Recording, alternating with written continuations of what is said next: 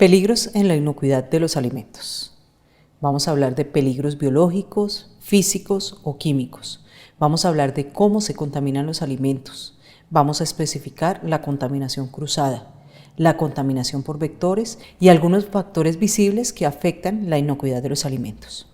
Vamos a hablar de algunos daños que se presentan en los alimentos.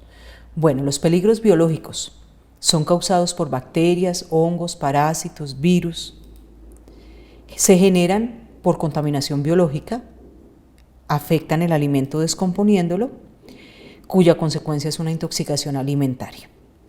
Con peligros físicos se refieren a aquellas sustancias como vidrio, polvo, astillas, pelos, fragmentos de esmalte, que llegan a los alimentos produciendo una alteración en ellos y afectan las características organolépticas de los alimentos. Peligros químicos se refiere a cuando los alimentos han tenido contacto con desinfectantes, detergentes o insecticidas. Ellos producen una contaminación química que alteran el alimento, afectan las características organolépticas de los alimentos y pueden provocar un envenenamiento. ¿Cómo se contaminan los alimentos? Los alimentos se contaminan con materias primas crudas o en mal estado, la contaminación cruzada.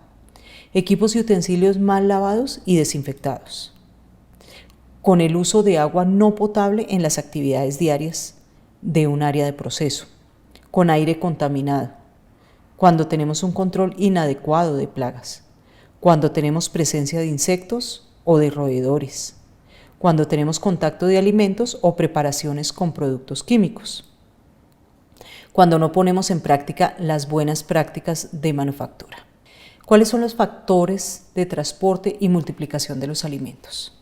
Si utilizamos agua contaminada o agua no potable, el cruce de alimentos crudos con alimentos cocidos, cuando tenemos contacto con basuras y luego con los alimentos, cuando tenemos alimentos a temperatura ambiente o a temperaturas no adecuadas de conservación, cuando no tenemos una limpieza adecuada de los utensilios y los elementos que tienen contacto con los alimentos, cuando la loza o aquellos elementos con los que servimos o en los que servimos los alimentos no están bien lavados y desinfectados.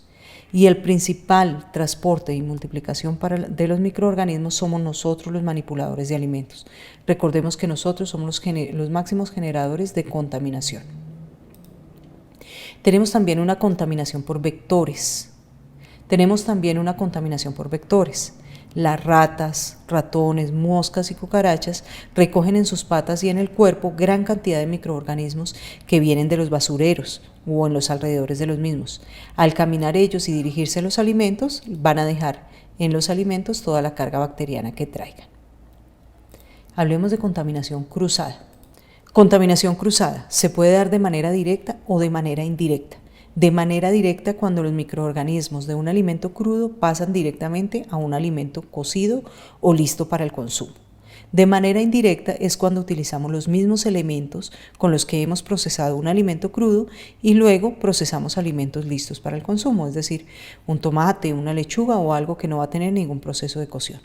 Contaminación cruzada indirecta también es cuando utilizamos los guantes para sacar la basura para algún proceso de alimentos o cuando utilizamos el trapero del baño en la cocina o viceversa. Este tipo de contaminación es indirecta, pero también es cruzada. Algunos factores visibles en la contaminación alimentaria. Cuando la desinfección es inadecuada, tanto de alimentos como de materias primas. Cuando tenemos temperaturas inadecuadas de almacenamiento, ojo con las cadenas de frío, cuando duran mucho tiempo a temperatura ambiente alimentos que deben estar en refrigeración o en congelación. Cuando tenemos una descongelación inadecuada de los alimentos, recordemos que los alimentos se deben descongelar siempre en refrigeración de un día para otro. Cuando tenemos fallas en el uso de alimentos frescos, es decir, cuando tenemos alimentos frescos pero que de una u otra manera tienen cierta tendencia a contaminación, estas fallas se ven reflejadas cuando vamos a procesar los alimentos. Fallas en la cocción de los alimentos, tiempos y temperaturas. Recordemos que las bacterias se eliminan por temperaturas mayores de 75 grados centígrados.